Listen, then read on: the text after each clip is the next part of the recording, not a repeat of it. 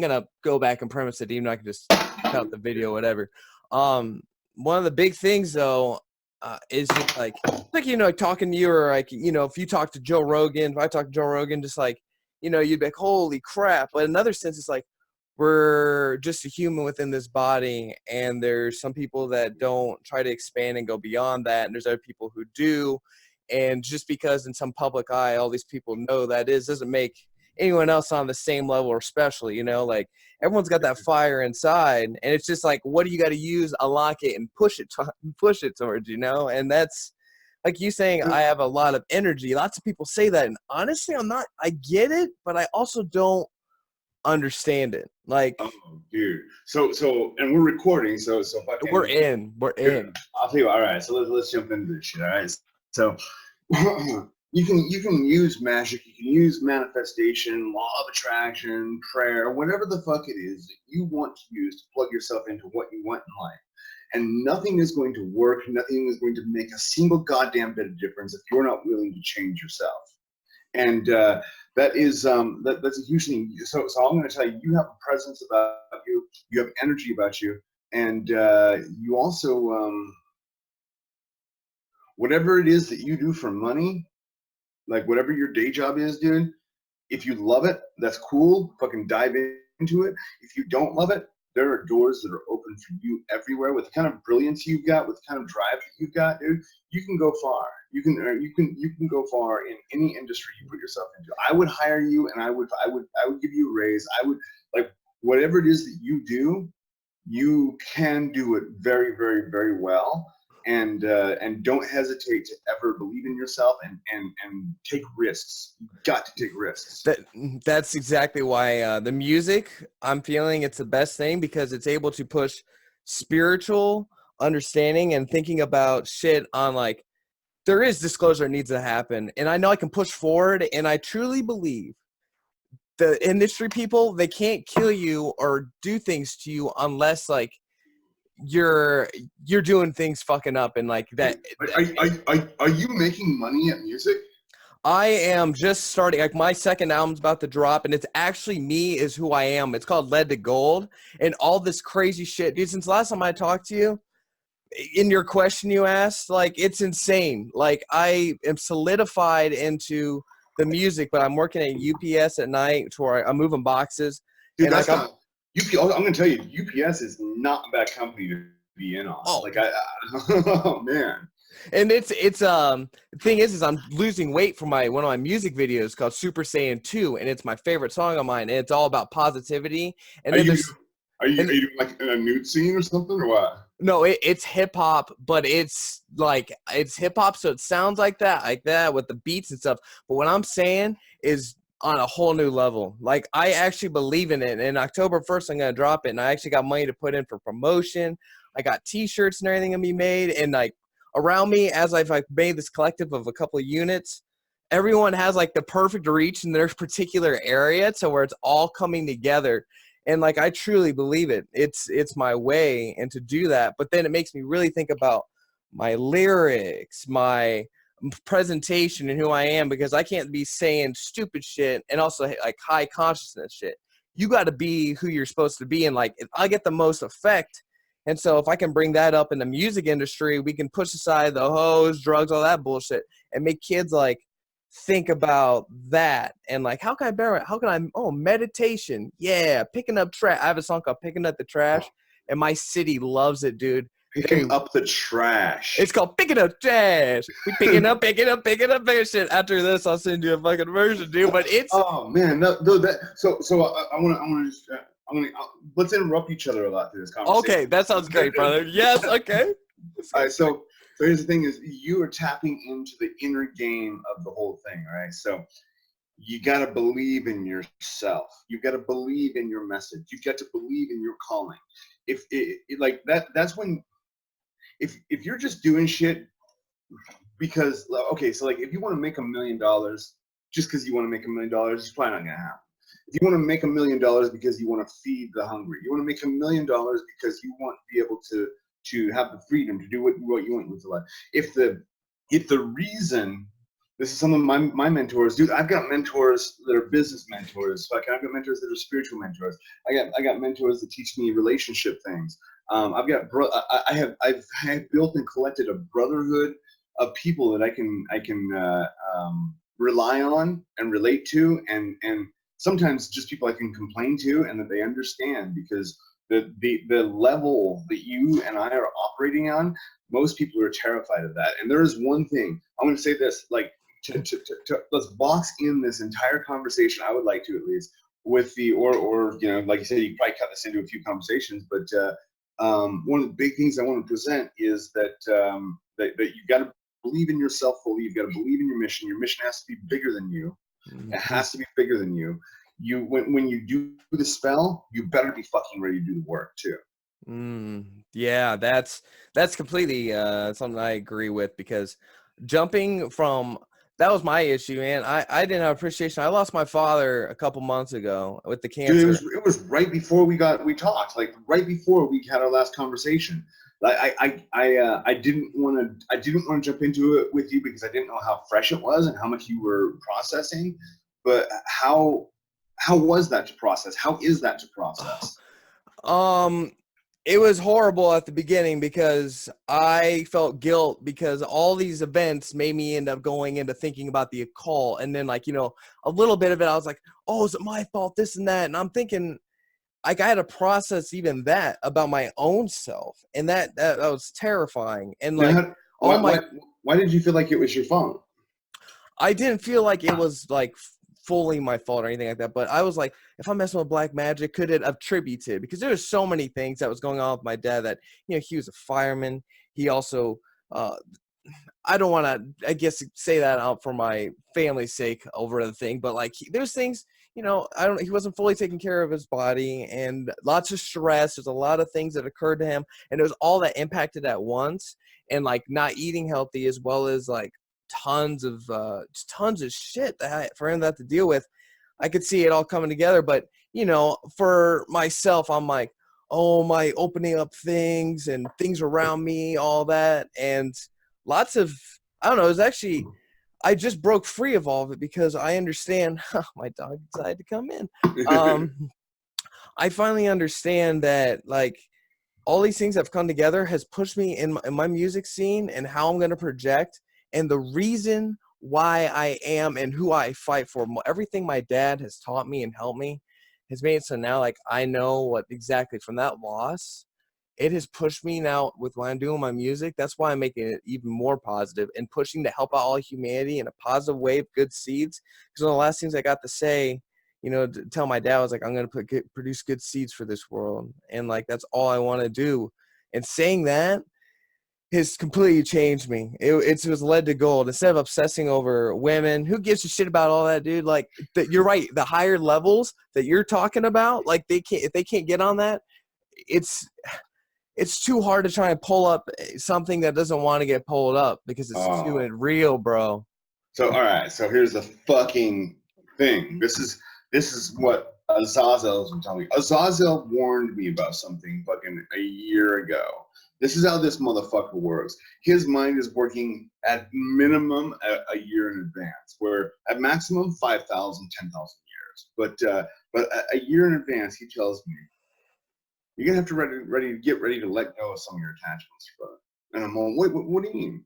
He's all, you know, the people that you are attached to, the things that you're attached to, the lifestyle you're attached to, the job that you're attached to, the way of life, the way of doing things, the way of thinking about things, you're going to have to be ready to let that go.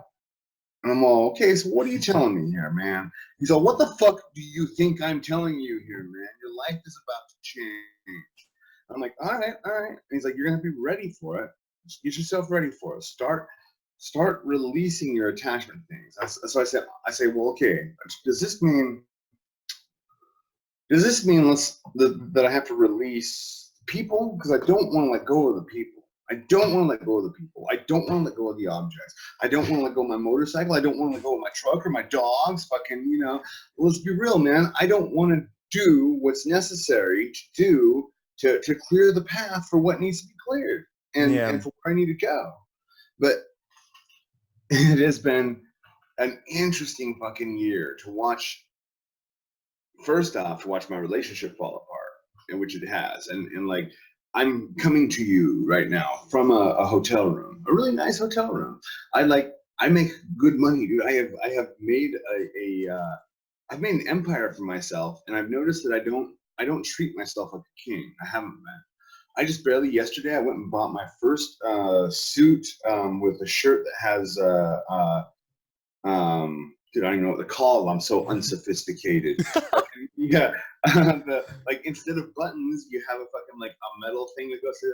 Dude, I feel like such an insophisticate right now. But anyways, a cufflink, Cufflink. Okay. Shit, dude. I would have got it. But yeah, I've got a suit being tailored for me, and you know I've got a leadership conference I'm going to. I've got an entrepreneurial event that I'm going to. Like, people see what I'm doing in the magical plane, and what they don't understand is I'm equally active in the business world. I'm equally active in the art world, in the music scene, dude. But and I have to back off of festivals. I got a little carried away with festivals. I got a little carried away with Burning Man. I got when that specifically when the drug scene is the only scene you live in, it is really hard to have a clear head. That's what I've realized with lots of people I've been around. Like that's been my I mean shrooms and all that. Everyone like I think everyone should. Oh no! Oh, okay, so on this is let's make this fucking distinction right now. There's a difference between what I would say a substance that you're abusing. There's a difference between that and an entheogen. An entheogen is God within. It's God within the plant. It's God within the substance. And then as you take that, it becomes an awakening to the God within yourself. And so psilocybin mushrooms, dimethyltryptamine, ayahuasca. I just heard about another one I've got to check out from like Indonesia or something. Like these things do activate capabilities within you. I throw a challenge out there to anybody who's like a teetotaler that says you shouldn't take hallucinogens or whatever. Find me a single shaman, a single true shamanic practice that doesn't do drugs and doesn't play music. Those two fucking things are present in every shamanic practice, music and drugs. Now, and I say now, well, music and entheogens, let's make that distinction. Because then when I say drugs, dude, I found out, dude, I'm gonna be honest. I'm gonna be totally fucking honest here, and I hope it doesn't get me in trouble. I might have to call my lawyer after this conversation. Oh, that's funny. I hung out with my buddies the other night and did a shit ton of cocaine, and and I realized, and you know, dude, I'm gonna be like, I'm hurting. My girlfriend is moving out. Like today, I've got to go meet with her to sign over like the RV, and she's gonna sign the house over to me and whatever. Like we're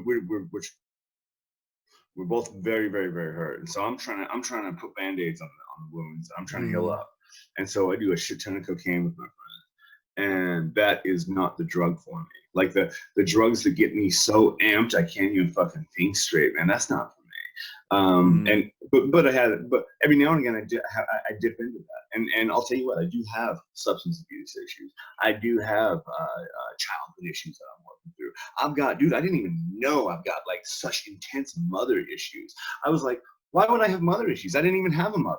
Oh, come on, dude. Like, holy crap, yeah. Jeez, yeah. All the last year, all of this has been surfacing, and as I was like, just let go of attachment. You got to make your relationship, whatever that is, relationships with people, relationships like an actual intimate relationship. You've got to make that a separate thing from the person in that relationship. So what it is, that relationship is a position, and it's like I've got my fucking first baseman, and I don't care if that's Jeff or Tom. It doesn't matter. As long as my first baseman is able to do this, this, and this, we're good. And the one thing that my girlfriend would not do or could not do, she didn't believe in me. She did not believe in me. She has seen, she got caught on fire stepping inside of a demonic evocation circle. She was told specifically by Scarlet Bales, my buddy Nate's wife. Mm-hmm. We're doing this demonic invocation, and I give the camera to my girlfriend. I'm like, hey, while we're doing this, if you just walk around, get a couple shots. And Scarlet says, do not step inside the circle once we started. The spirits are inside the circle. You're on the outside. You don't want to participate in this, because she doesn't. She's scared of it all. Mm-hmm. She's scared of magic. And so Scarlet's like, you don't want to participate in this? If you're not in alignment with the forces that we're calling, do not step inside the circle. So my girlfriend's filming away, got the camera out, and she like leans in to get a closer shot of Scarlet. And a flame, one of the candle's flames, jumps up 3 feet, catches her shirt on fire. Her whole fucking shirt, boom! And like it was like stop, drop, and roll time. And so then this was down in Texas. We've got like an Airbnb that we're renting out, and we specifically went to Texas to have this meeting between like 9 of us in order to do this particular ritual. So she catches on fire. We put the fire out, and it was like her shirt was soaked in gasoline. It was nuts. So so we finished the ritual, and put her fire out, shit, and then finished the ritual. And then after the ritual's over, she goes and sits in her bedroom. Like I said, Airbnb. So Nate's got his room with Scarlett. I've got mine with Aaron. We got whatever. So she goes into our room and sits on the bed, and she's got full on rape face on, dude. She's like staring at the wall like a Vietnam vet that just fucking saw his friend get blown away. And I'm all, babe, are you okay? She's no, I'm not okay. I'm like, well, what's going on? She goes, and this was a couple years ago. She's I'm like, what's going on? She goes, well, what just happened in there shouldn't have been able to happen. She's like, this stuff doesn't exist, but you guys called on something, and I'm like, is it because of the burns and stuff? She's like, it's not the burns. It's like, what you guys did should not be possible. Something came into that room. Now, and she is a skeptic scientist, and so she would have these experiences. She's seeing coffee cups just move across our table. She sees doors open and close. She hears spirit voices, but she refuses to believe in it, to throw herself into it, to actually push into it. Now, here's the thing is, if you're taking a stick and you're trying to make them into a rock, that's hard alchemy to do. That is hard alchemy to make a stick into a rock. Yeah. And so it's like, some people are born for this. Some people just have it. The ones that don't, if you're a black magician and you're in a relationship with somebody who doesn't see your same vision, you're going to have a hard time of it. It's probably, I'm coming from a place of pain right now, but I'm telling you, it's probably better to cut your losses and fucking cut them loose. Yeah, that's the biggest thing I learned. All the energy putting into things that didn't matter, where it's like, if you're just going after your dream and vision, like shit, dude, they even have a hint, even a whiff of what that vision is, they're going to be right there behind you, like helping out, pushing forward, as well as like being a co-factor, like being able to help you through all those moments. And it'd be hard to, be in that type of relationship where you couldn't express that heart, because you have Nate where you can talk to your buddy, but it's another thing to the individual who's going to be next to you throughout the whole journey. Because I know I can't expect all my family to understand things or anything like that, but like they still are relatable and they care, and I can be able to open up with that. But every girl, it's like literally whoosh, and they're so in this area, and then me wasting so many years, and like not till losing my dad, realizing like the true gratitude and love that man, I have for him, and like what he's done for me, hasn't really like cut off that old shit.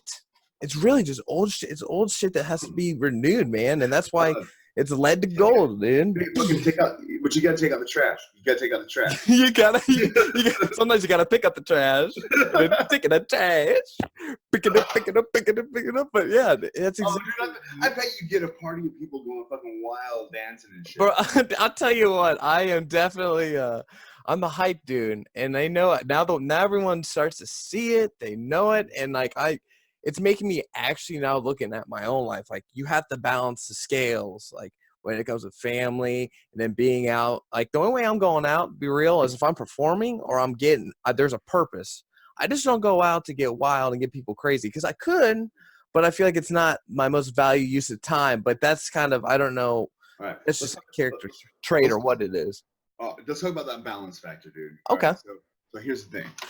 we have been fucking lied to our whole lives.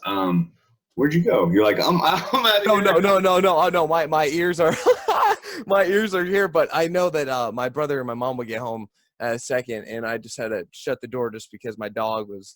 She'll probably run back in here, but go. Okay, all right. So we've been lied to. We have been lied to our whole lives about so many things. The biggest lie is who we are.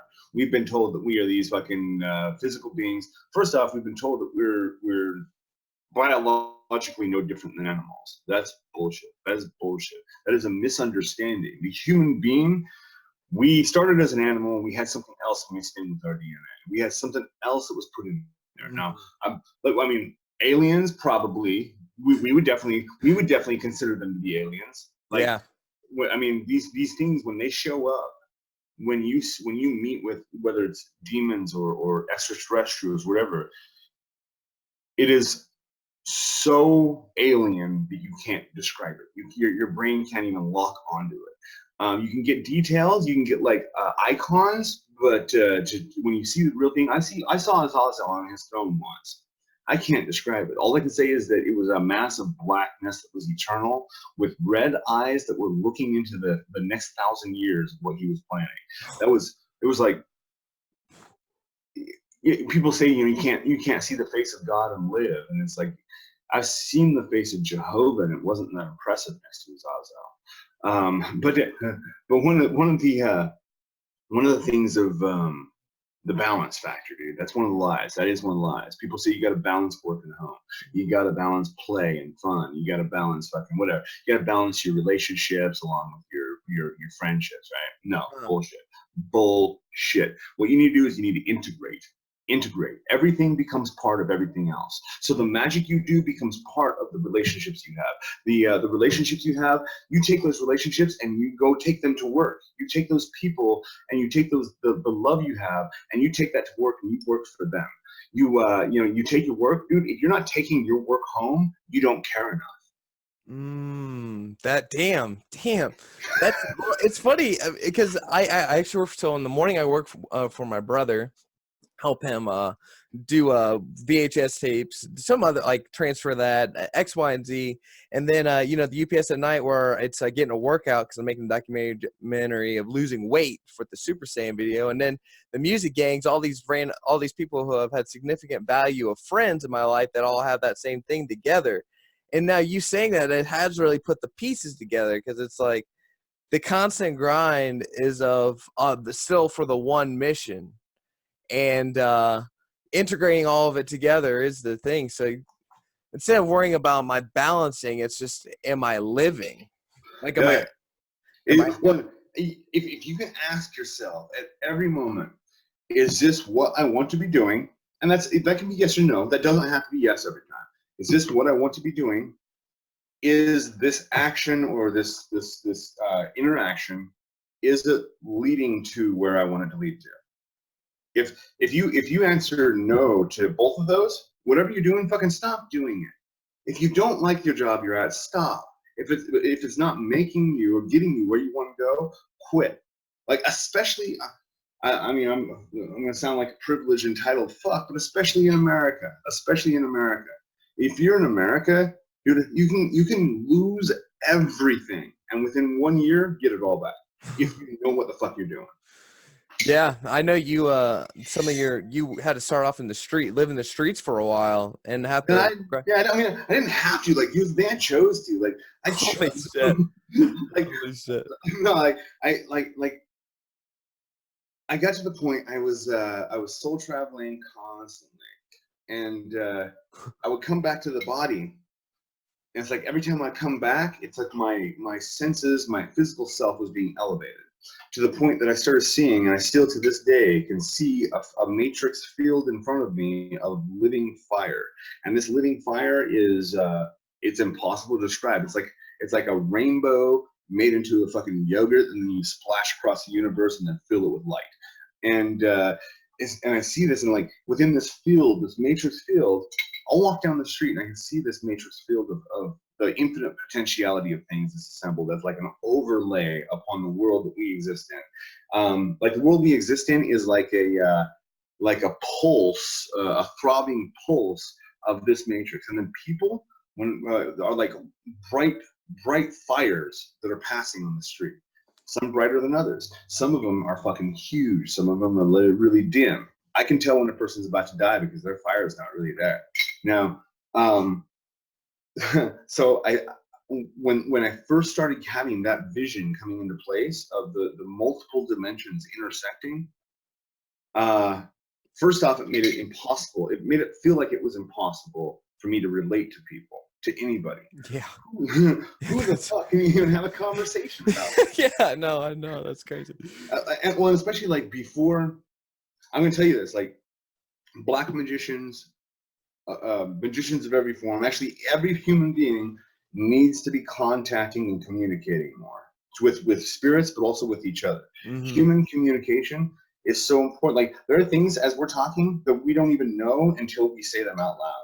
And it's like, oh shit, especially when you shut your mind off. Like I didn't take any notes about what I was going to say in this conversation. I don't have a script in front of me of what I'm going to present.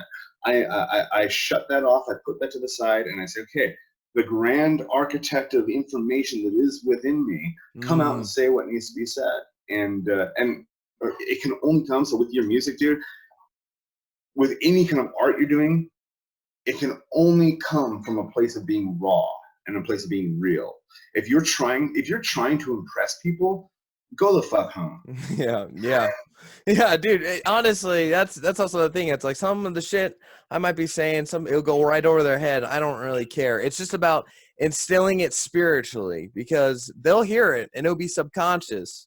And at the end of the day, that I want that to break from, get them to break free from that chain. At least get themselves to the gym because, like, my goodness, they're going on a run, get some exercise, like at minimum.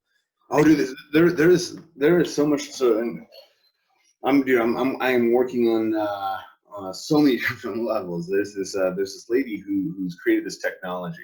She's getting it today. I'm going to talk to her today after she gets out of her meeting with her lawyers to get this passed through the FDA. The FDA has said that this shit's miraculous. They're like, this is healing things that, and what it is basically it's water sprays and oil sprays and capsules are the first part of it because you're taking these this is adjusting your microbiome.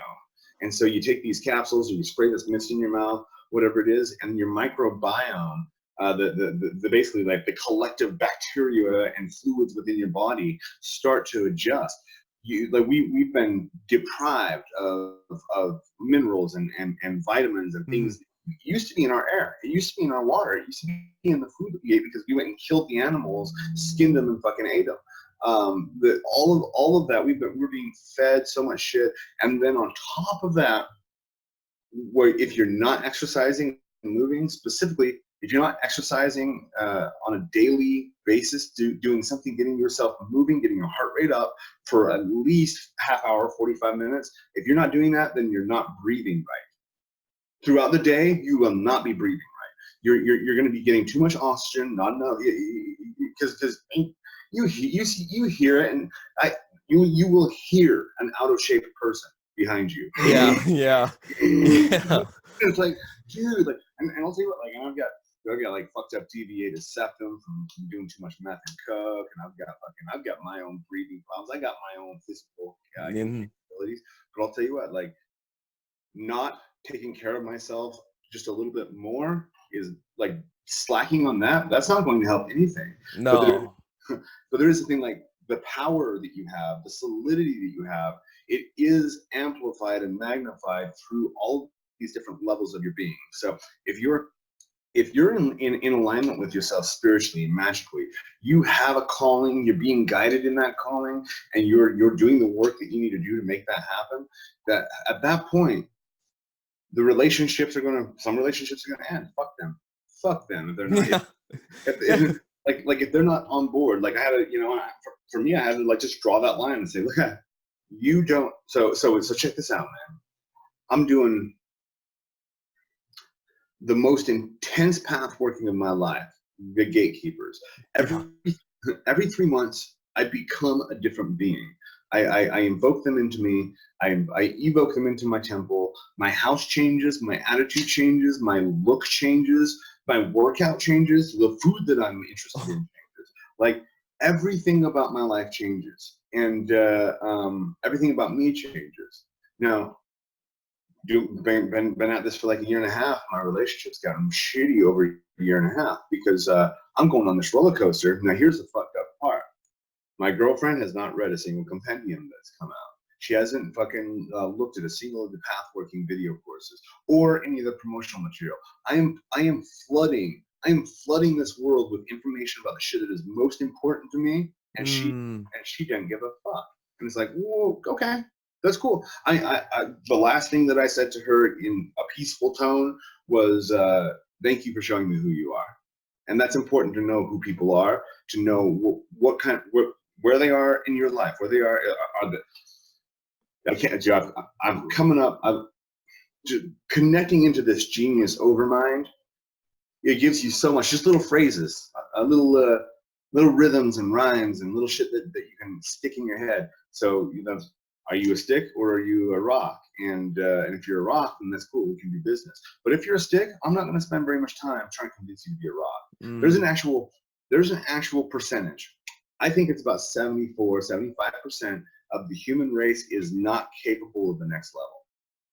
So when I'll have a conversation with somebody, I've got to pretty quickly determine, are you one of the 74% that doesn't even understand what I'm saying? If you are, I'm wasting my fucking time. Yeah.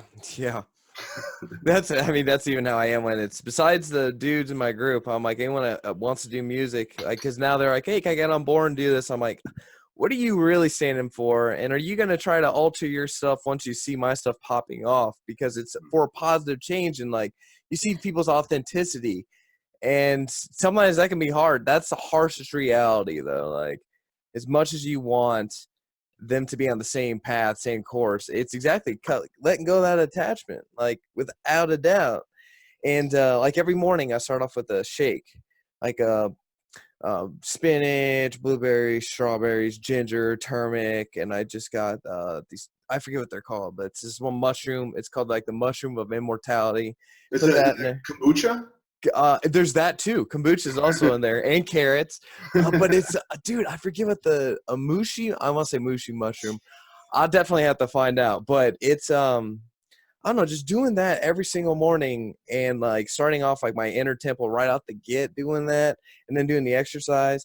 It's kind of like exactly. It makes it so I can be able to have, one could say that my higher self more channeled within, so I can really be embodied in my spiritual self and like what I have to do. But then it also makes me see, like, don't get me wrong, I'll go ham on a ton of ice cream, like not like an unpleasant amount. Like, bro, like, did you see 2 gallons of ice cream in one sitting? Yeah, dude. Like, but it's wait, let me ask you though.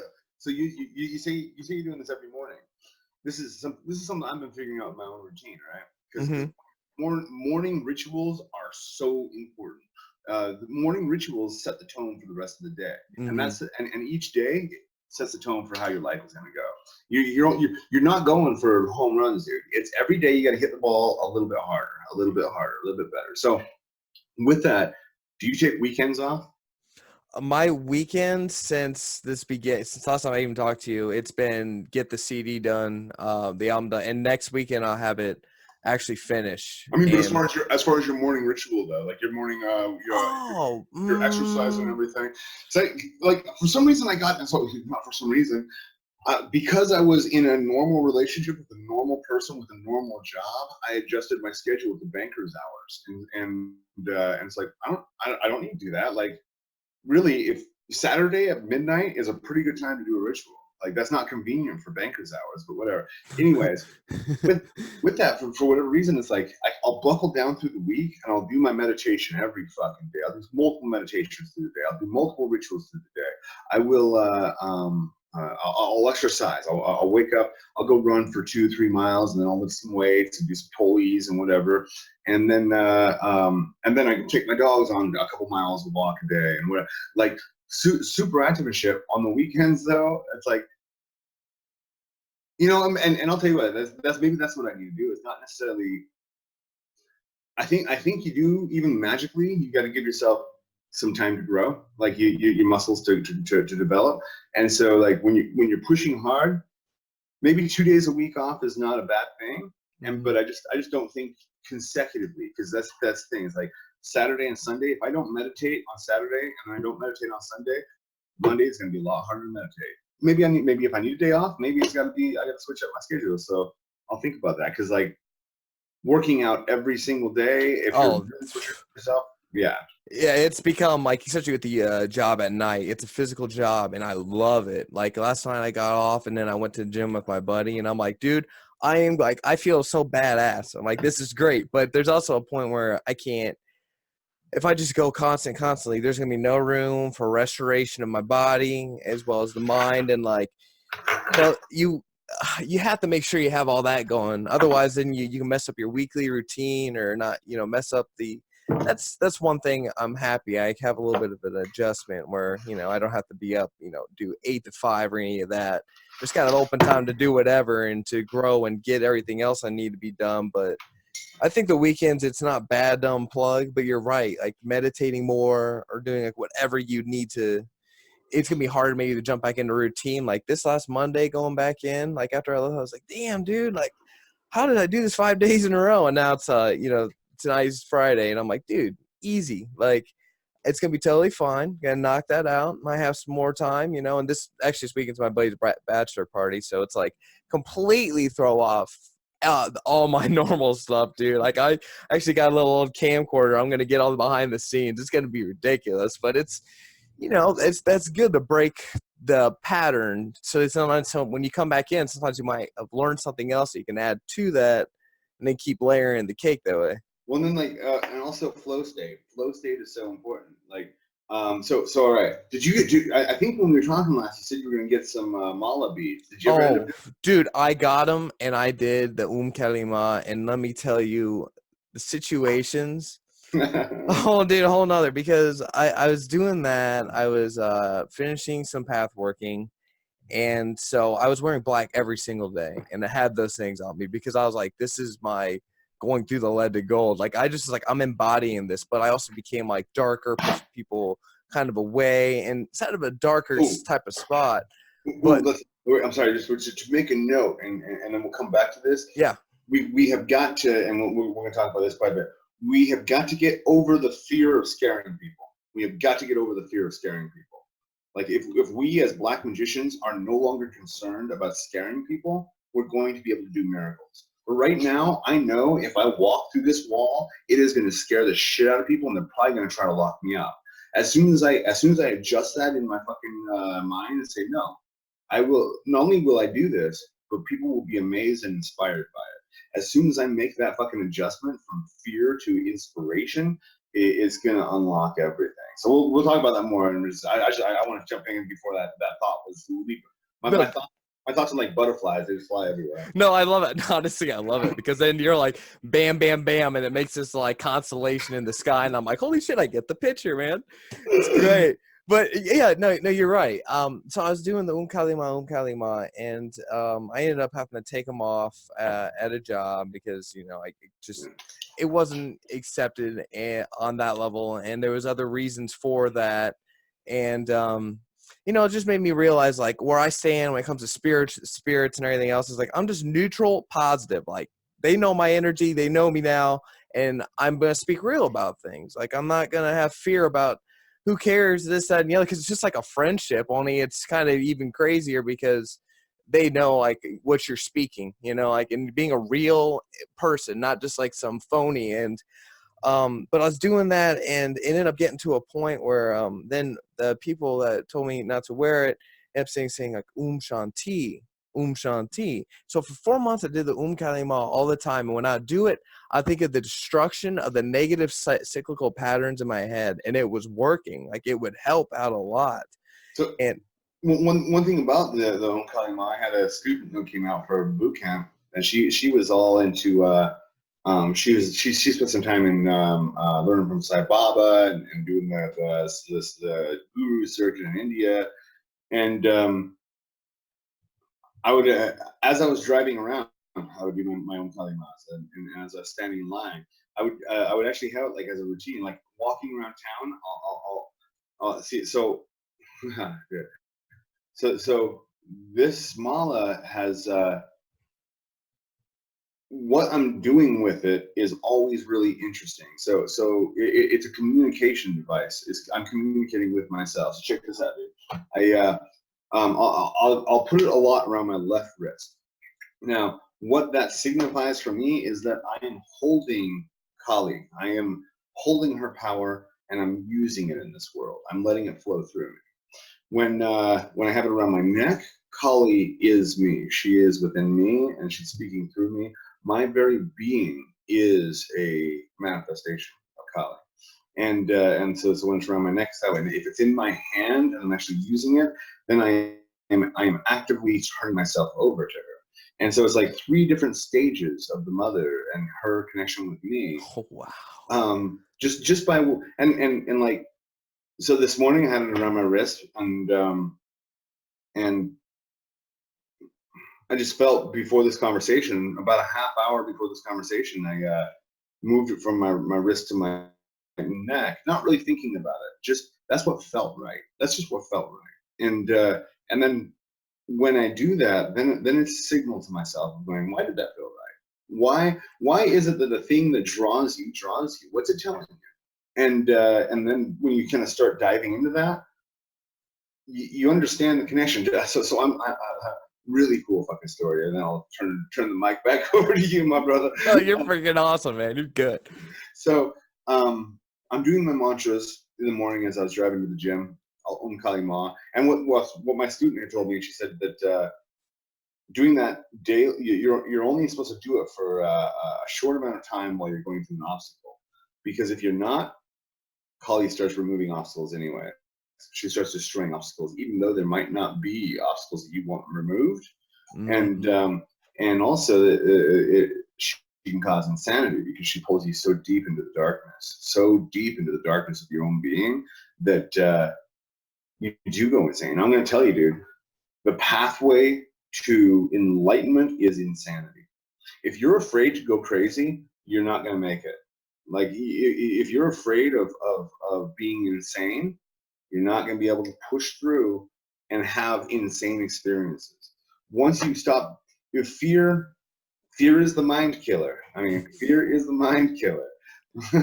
Well, that's you saying that right there has made me just like, more realized, because I see the interconnection of all things from old family events, like the whole spiderweb effect into where I am right now and how I am right now, and all that's come together. And it's like I can't have fear of that. Like, for instance, the last time I was on here, like I was a little even hesitant to say like I had any path working with King Belial or even Start Day, and there's all these things I was pulled to. Like, it's not just, oh, I'm gonna do this, that. No, it's like I'm inside of a really rough spot and I can't get it out of my mind. And I know I have to walk through this, and it's gonna be crazy.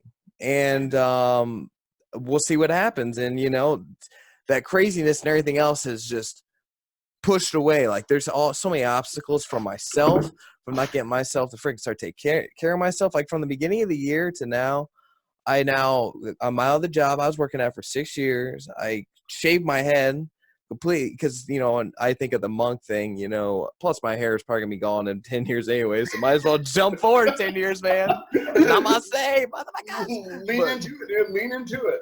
But then, shave off any attachment during the week. Like, it doesn't need to be there. And like, now with the bigger dream, having a team now put together and two new jobs that are just helping me out growing, learning about promotional things. It's like, there's a lot of shit that was just dragging on and like blasting that off. And then to go dive into the Shanti, like at that moment, I actually have a song where, it talks about all my attachments, and I start saying, for the hook, it said Kalima, Kalima, and it talks about and it's a huge explosion, and then it goes into me saying Shanti, and like the song's 4 minutes, and 2 minutes of it's like the craziness and the darkness, and then the explosion from getting rid of all those obstacles, and then how I feel afterwards, the joyful character. And wait, tell us about Shanti. Shanti. Yeah, what's the origin? What does it mean? What does it do? Okay, so its origin is over in I believe India, and it's a happy, peace, and joy to like where you are just constantly like filled with that happiness. Like it like literally brings for happiness in like any situation, and it just makes you smile. The exact translation of what it does, it's something of that nature of like make you happy and understanding. And so me just saying Shanti over and over has it helped me like I don't know, instead of looking at, oh my gosh, I have to destroy this, it's more like, you know what? I'm just going to let things be. And I'm just going to understand exactly that connection to the higher consciousness, the higher up mission, that really inner peace can be activated because you understand the solidification of yourself and your bigger goals that you're going towards. And so, Shanti, Shanti, Shanti, just like, it's like you just kind of start smiling. And so the whole entire nature of the song is going to give two people two mantras. And right before it, I even have this awesome announcer who throughout the whole album, kind of like the Kid Cudi one, like where he's like talking about everything. He's over there, like before that, he's like, and some people say mantras after you said, I'll vibrate for all forever around you. And then it fades into the song. So it's not like it's like halfway warning, but the other part's just kind of like, it's possible because you know something that you say can vibrate around you forever. And I don't know if it's 100%, but I remember I read some stuff online. Also, one of your videos, I remember you mentioning that it can vibrate around. So it's like you got to be conscious about what you're saying, but you also at the same point. So there's a in the consultation I did yesterday, dude. I make so many friends in my consultations, like this dude, it was a half-hour consultation. I was on the phone with him for like 2 hours. He only paid for a half hour, but we were having such a good time talking, we just stayed on. And then I invited him to my house. I'm like, dude, I'm a bachelor now, so he's all, I'm going to be in Arizona. I'm like, come up to Utah for the weekend. Come stay in my guest bedroom, and we'll go do some rituals in the backyard. We'll go for walks, and it's like just. So now I tell this. So dude, people are gonna think I'm a whatever. People are gonna make judgments about me about this fucking podcast, and that's okay. I'm alright with that. Fucking, I'm sitting here doing whippets, drinking tequila, and fucking being real. Raw, baby. I love it though.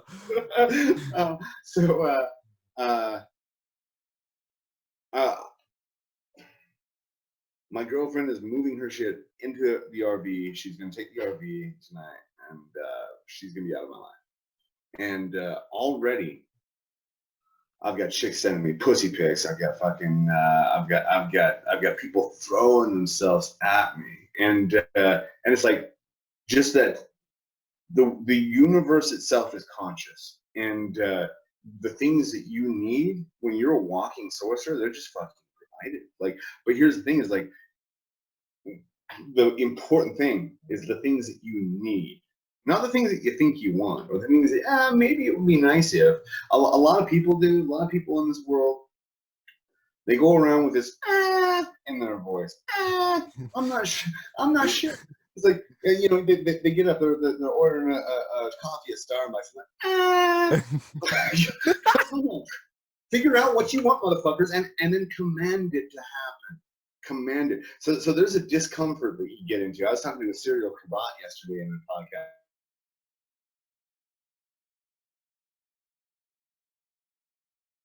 Taller than most. And did I lose you?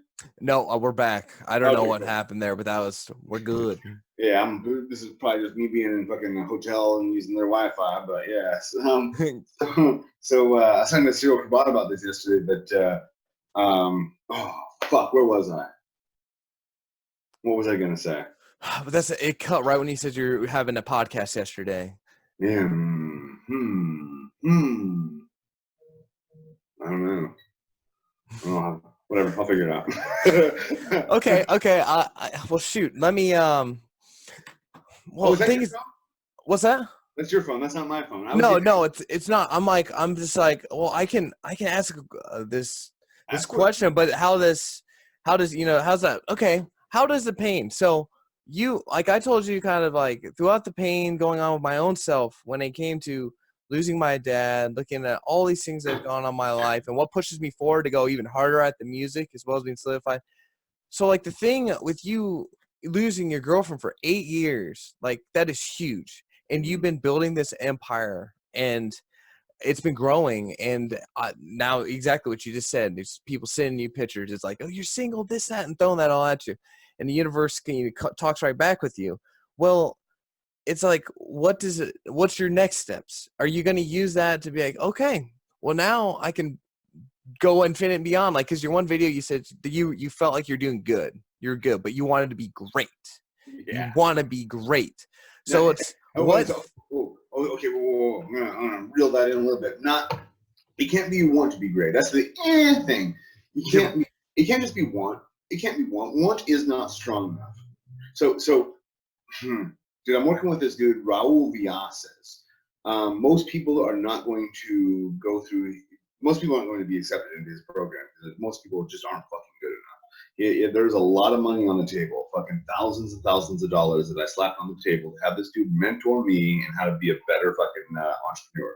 He studied under Tony Robbins. He studied with Gary Vee, if anybody's familiar with him. Oh wow. So this dude is mentoring me. He's texting me while I'm in the bathtub the other day, giving me fucking nudges in the shoulders to do better and to step up and to, dude. So check this out. Let me go. I'm gonna grab this note real quick. Okay.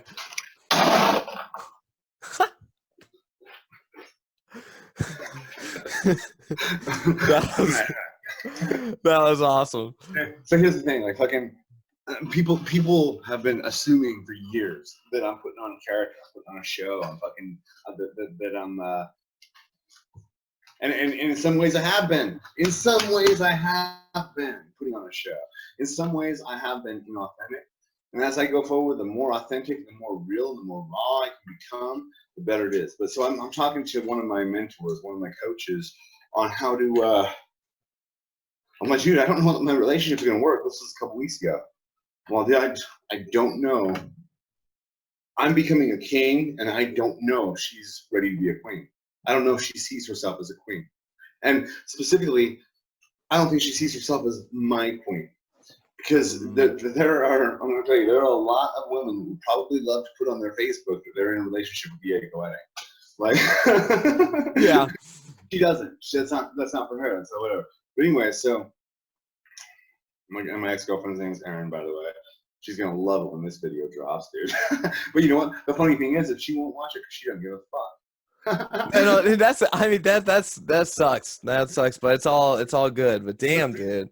But it frees me up to be able to say whatever I want. And if she finally decides to step up to the plate and see what she's made of and to dive, because here's the thing. Here's what she got. Here was. I'm going to be honest, dude. Here's what ended the relationship. I'm going to tell you about it wasn't even a fight because I was being so guided in how I was responding to things that it wasn't even a fight. But she voiced some concerns. She's been having a rough time with the relationship with my daughter, who's 14. You know, she's got her own life. She's got her own world. She told me the other day, she's like, Dad, you should know that I have a boyfriend and like I'm hanging out with him over the weekends. I spent 2 days over at his house and well, okay. Like she lives with her mom half the time and so I don't get really say over what her mom's rules are. I think staying at a boy's house for 2 days at 14 years old is a bit intense. But yeah. but I asked her, okay, so are you having sex? She's like, oh no, not yet. And I'm like, okay, so let's talk about this. You know, birth control is gonna help you with your periods and stuff, anyways. And I mean, I've got 4 sisters, dude. Buying tampons is not an awkward thing for me at all. Like I have had like when my kid had her first period, like we went and got her a basket full of like different tampons, different pads and stuff. We had a cake that we made that was like red, like blood red fucking cake to celebrate. Oh wow, that's awesome, man. I'll tell you what, like I've had to start locking into first the pain. What is the pain trying to teach me? And I'll tell you what, like right now the pain is speaking to me really heavy, and so I'm trying to numb it. I'm trying to numb it with some of this tequila and whatever I got, you know. I'm not going to tell you what all I've got, but enough to numb some shit. Hey, sometimes it helps you hit that mind state that you were able to grab onto something you couldn't get in the normal state mind, and then you're able to dial it back down in. So there are two places. There are two places you can go to receive revelation, and that is the shower and the car. If you're driving, and dude, drive and listen to music, guys. I was just listening to Tool's new album. Some people don't like it. I found out. I love it. Turn that on and drive for like 2 hours and let it play. Tool's a really, really good album, really good band to do this with, because you can pay attention to the lyrics, you can pay attention, get lost in it, or it's flowy enough that you can put it as background while your mind just starts to go in cycle. So that's the thing with shower. Albert Einstein had this thing with smoking a tobacco pipe too. When you're lost in physical action that's requiring your conscious attention, your higher mind comes in and starts activating.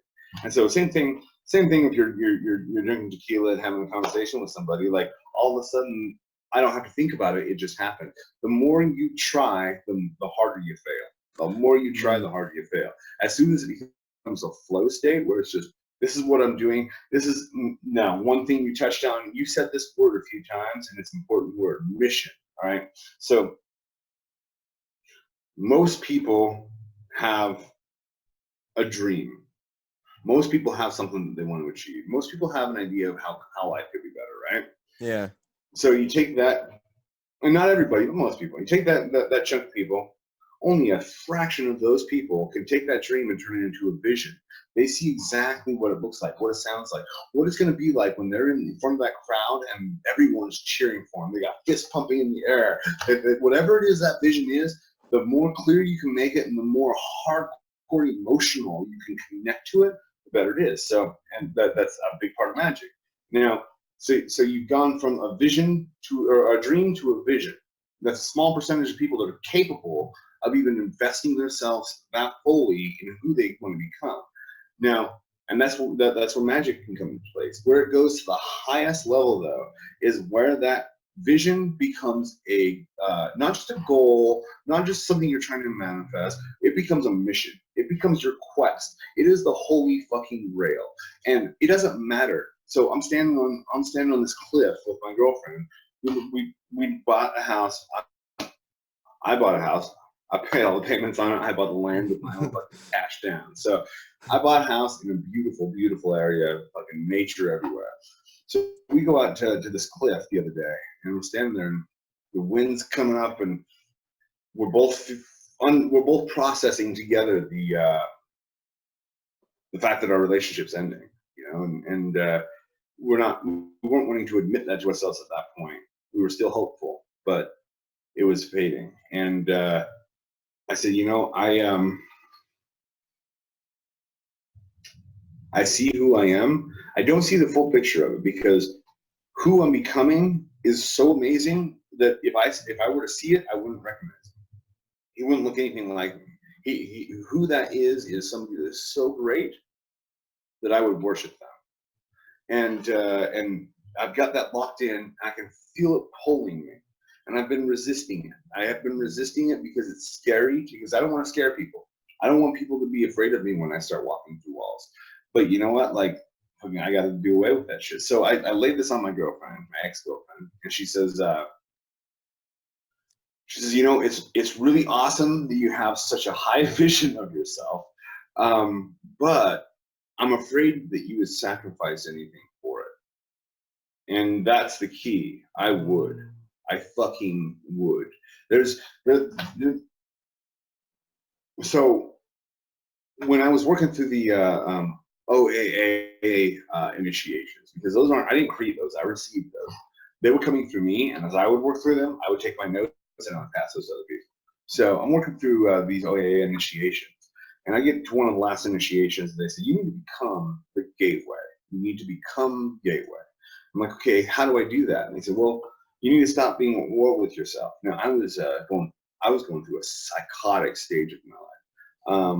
Meth was one of my best friends at that point. Drinking, and I was like, right now I'm toasting on this bottle of fucking tequila, and this is rare. I hardly ever drink anymore. But at that point in my life, dude, I was drinking constantly. I was also studying serial killers. I wanted to start killing people. Like there was that predatorial urge, and there was a sexual component of it where I was full on like gearing myself up to go rape and kill chicks. Like right? Yeah. Well, shit, dude. Like I said, everyone has their stages or they go through that development, bro. Like yours just was a little bit more Ushimakana. No, it's so true though. And seeing it as that is important because if I would have identified myself, my identity as a killer, I'd be talking a much different conversation right now. I would be having a lot less of a positive impact in the world. And so, but anyway, so I'm fully investing myself in this, and I call on some different demons to start assembling things for me. Bring me a sacrifice. Bring me a sacrifice. And I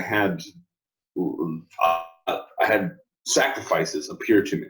People that would put themselves in the most dangerous situations with me alone, and alone without anybody knowing where they're at, in the middle of the desert. One girl wanted to. She had a whole fetish with this, and so I played it, and I almost took it too far of being abducted, and so I made the chemical. It's a simple chemical process, but chloroform. Chloroform is easy to make. I'm gonna tell you here. I'll give you the recipe. Fucking go get some go get some acetone and some 10% bleach. Put a little bit of that. I think it was acetone. Look it up. There's text all over it online. You can find. But you put some of that acetone in. The acetone reacts with the 10% bleach, pulls that out, and creates fucking.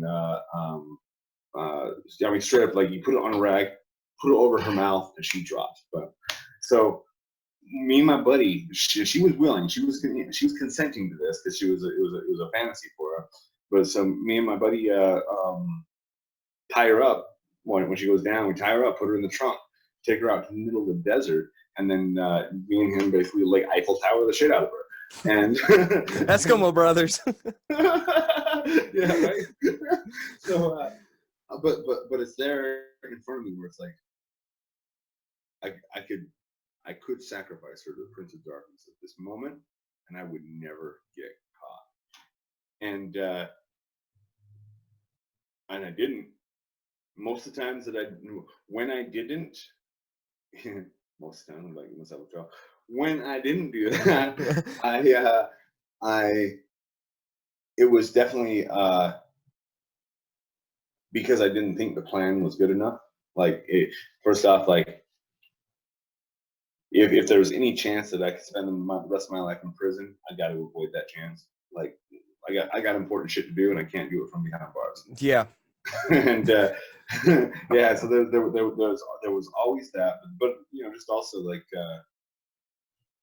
that's an intense thing to do, to kill somebody. That is an intense thing to do, and I've used black magic when people have died. I have sent demons to people and said, kill this person, and within minutes they've died.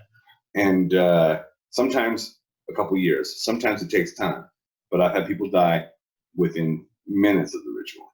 And that's an intense fucking thing. And so it's like my girlfriend's all, yeah, you be ex-girlfriend, I gotta get used to that term, ex-girlfriend. My ex-girlfriend's all, I'm afraid you would sacrifice anything for it. Yeah, absolutely, including fucking you. And like laying it on the altar and going, you know what, like, well, we got to ask ourselves a question: how good is the pussy? Like, it really isn't that great. It's good enough to keep us fucking motivated and working for it, but don't act like it's a great prize. There's a million of them out there. Oh yeah, that's something else I've noticed. It's like once you get your head off of, like, for myself as an like obsession, because I thought that would be the key to my happiness and all this stuff. But it's like, dude, that girl's smoking. Holy crap.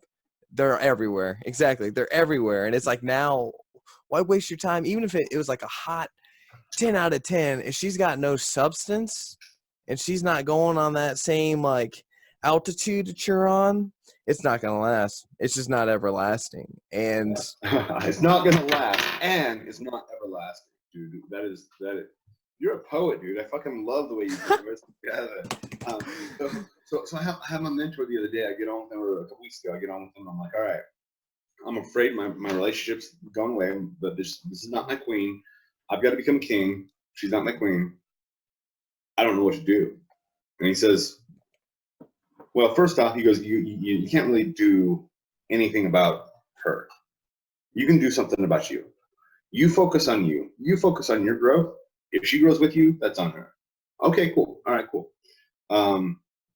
And he says, who are you without her?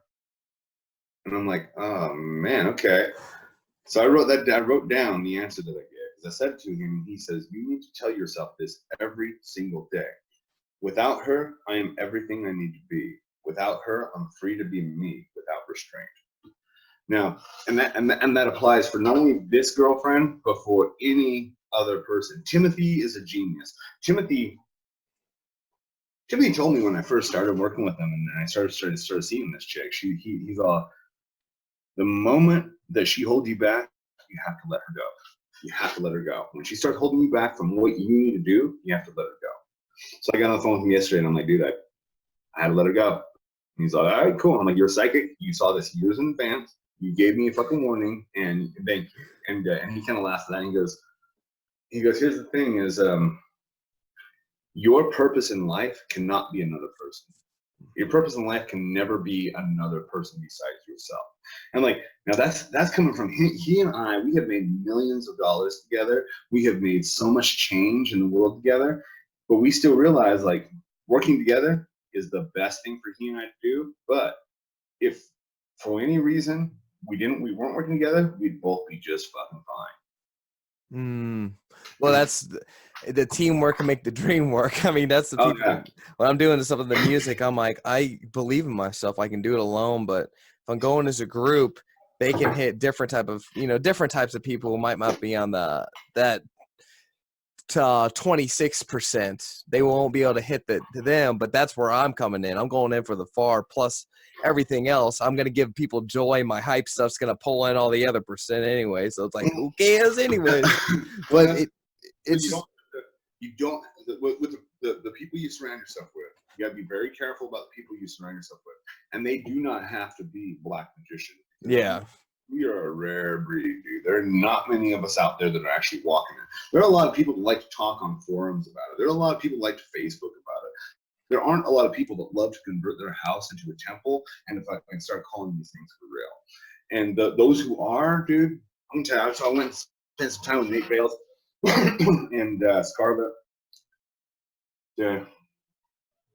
At that point, that was back in like March, May, something like that. My relationship was ending. I sent her to a music festival on her own. My girlfriend. She's we were planning on doing it together. We set up a camp. See, that's the thing, dude. Like, I'm not one of those motherfuckers that I just go to Burning Man and I like the drugs and have the fun and do the orgies. I do all that, but then I went back and I started a camp. And then I went back the year after, and I was a leader of a camp of like 150 people, where I was the Department of Public Works. I was the one who kept the shower going. I was the one who kept the electricity on. I helped build the fucking tents that we turned into this badass bordello bar. Like, people, there are a whole lot of spectators in the world. There are so many spectators and not enough real people that are stepping up, showing them anything worthwhile. If you got something worthwhile, if you've got a message, if you've got a mission, you have to start speaking it.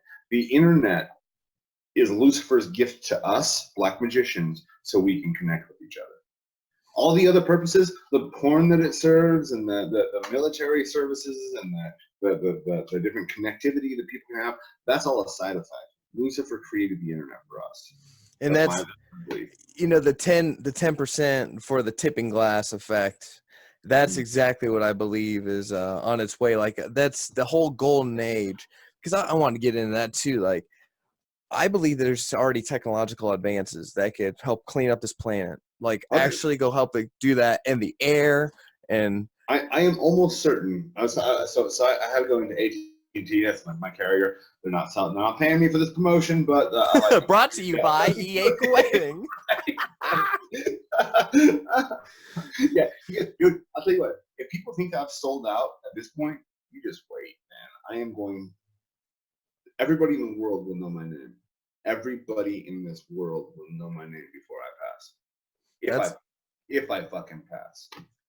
and that's the thing. I think that with this new age coming about, our bodies, we're going to almost be like that Jedi, like we were talking about last time, where you get to choose when you go, and it's like, because we'll be able to have better food, be able to do what you want to do, like truly golden age around the corner, and all we have to do is unveil that curtain and making people, looking at those leaders, all that shit and all the stuff they're doing, and break that away and like really expose it, disclosure, and be able to get those technology advances.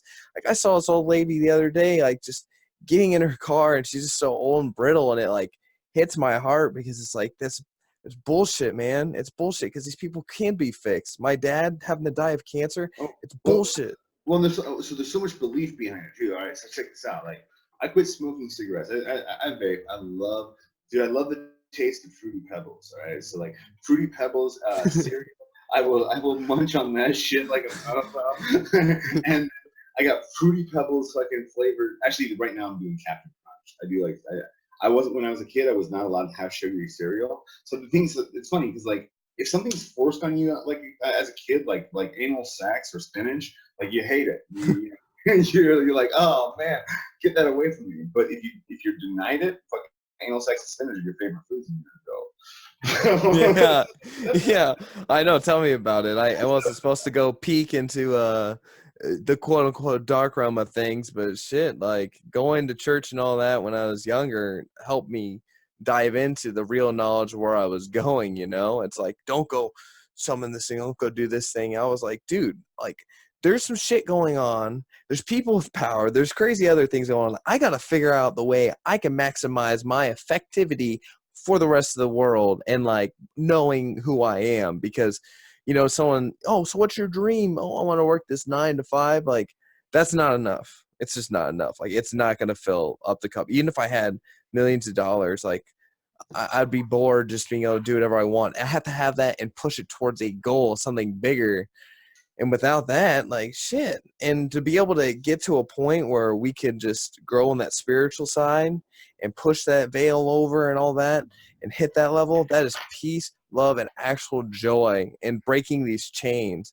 And that's why when people say, demon's evil and angel's good, it's so, I'm like, okay, what do you think about the Norse gods? Like, what do you think about the Egyptian gods? Like, what's your thought about all that? Is it all just bullshit then? And now I personally feel like there's like, it's like this ball of energy, like demonic are in there, angelic are in this one, the Norse are in that one, X, Y, and Z. And you can just like, you're into that world, that energy. But I believe all of it to be encompassing and disclosure and like helping humanity. And so people are too busy looking at the vision from their belief and that entity and that entity. And I truly believe like they're all fighting for the same goal. So I'm friends with everyone. Everything's cool with me. Now, if something doesn't like me, let's just, go our own ways. I'm not trying to start wars with anything, but, it's literally walking with that and like uniting everything together so it can stop the big objective versus all this division, like this racism bullshit, the propaganda that they're popping. That shit's got to stop. The religion. So here's the crazy thing about the race war, because we are being sold by the media that there's a race war going on. There's not. There's not. Go on the streets. Talk to anybody of any ethnicity that you want, and you can be friends with them. There is not a race war going on. It is being staged, like, and it's being staged to the point that there are people that are being racist, and there are people that is such a slim minority. But when it's put up on the media as being the only thing you fucking see, of course that's going to be your reality. Stop watching the news. Fucking stop watching the news. It is programming your mind to be afraid. Start so you can actually do. I got an app that I found just by googling positive news, And I found an app that every day just shows you positive things that have happened around the world. Oh, How science is working out for people, how medicine has helped people, that children are now having eyesight where they previously weren't because of a specific operation that only cost like $4. It is nuts to start gearing your mind towards the reality that you want. So you talk about the Norse gods and all this, right? So here's my thoughts on this. Source created creation somehow, and creates in every moment like a heartbeat, just constantly creating.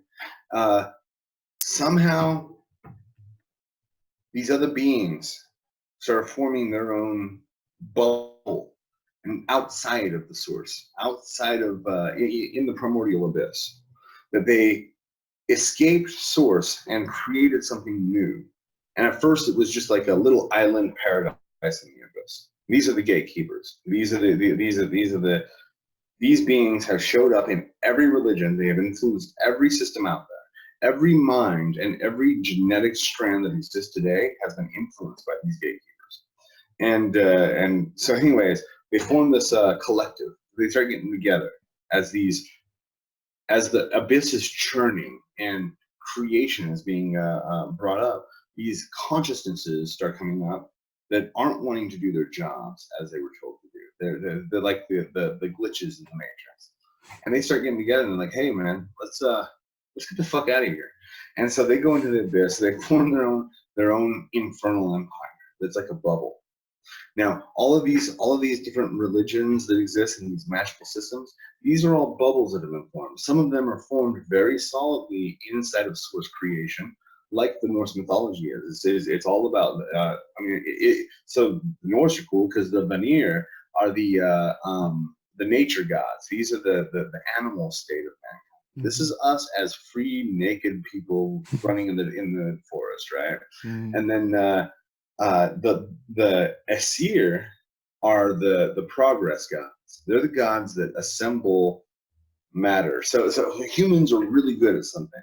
We're really good at taking materials and changing them and then putting them in a different place. Like that is what we do. We take materials, we change them, we put them in a different place. We stack them on top of each other to make buildings. We fucking put them in different organizations. We're obsessed with it. One of the ideas that Joe Rogan throws out there every now and again, Joe Rogan, get me on your show. Immediately. Right? One of the things he talks about a lot is that we are cocoons. So the human being we're not just like a being on our own. We are a cocoon that is creating something new. At every moment, we're creating something new, or we should be. If you're not living up to your potential. Paimon, I call Paimon and I said, I'm like, hey man, how can I enhance my wealth? How can I enhance my prosperity? I've got more money than I can spend, but there are goalposts, dude. I don't have $1 million in my bank account. I do not have $1 million in my bank account. What I need to do is I need to make that a painful situation. I need to get painful about not having $1 million. If I can get painful about it, then there's power. Now, so people do weird. We have been trained to be such pussies. We have been trained to be pussies. That's exactly what Buddy was talking about last night. He was like, dude, during your interview, ask, why are people trained into that? But that's it. We're being trained into it. Yeah, being trained into being pussies. I'm working this job. I'm 18 years old. Well, even before that. So I was working doing roofing when I was like 14 in Vegas.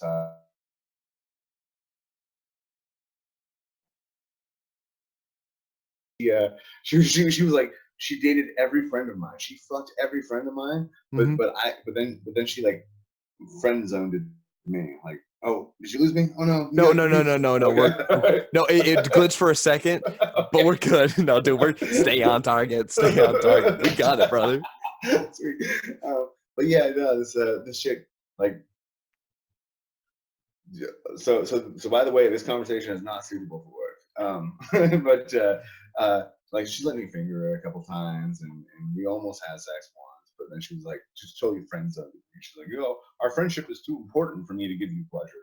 So I'm all right, cool, whatever. But then she like fucks all of my friends.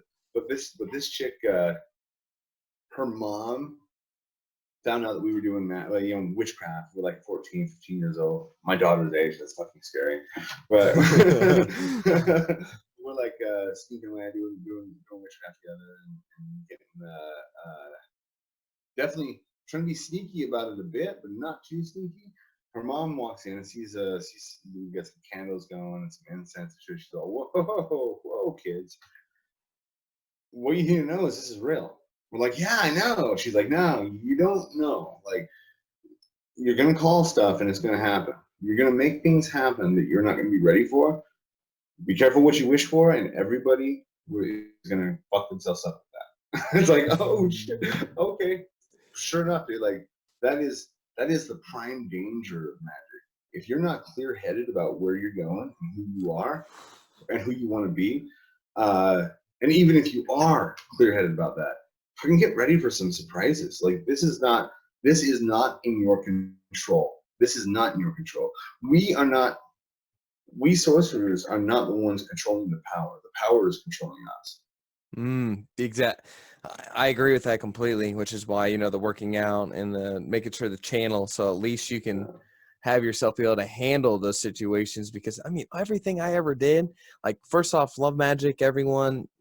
If they aren't for you, forget it, dude. Like, do not waste a second. Don't waste a second. That's something that did nothing but cause me destruction. And it's like everything I'd call on, it was just me, a madman. Like, hey, can you help me? Can you help me? And the thing I learned was gratitude for what I have and the bigger missions, man. Forget about all the other stuff. So gratitude for what you have, dude. All right. So let's talk about that, because that is a key. That is a key secret, right? So the place, so the big obstacle with magic is that you do the ritual, you do the spell, and then you just can't forget about it. You can't let it go. You can't just let it go into the ether and become what it needs to become, because you're too attached to what it already is. And this is hard. This is hard when, like, at one point, dude, I had an eviction notice on my door. I had a 5-year-old daughter and wife at home, and I'm getting an eviction notice because the company I was working for was going bankrupt. They had some CEOs come in that were not only were they garbage, they were crooks. They were siphoning money out of the company for like 2 years while the company just was bled dry. And meanwhile, I'm middle management, and so I've got a team of 30 people under me that are doing stain and finish, right? So I'm running this crew, and I got to start asking them to work basically for free. I'm like, we can't pay you this week, but we're going to catch you up as soon as we can. And because I'm going through the same thing. That company ended up owing me 10 grand that I still have never gotten.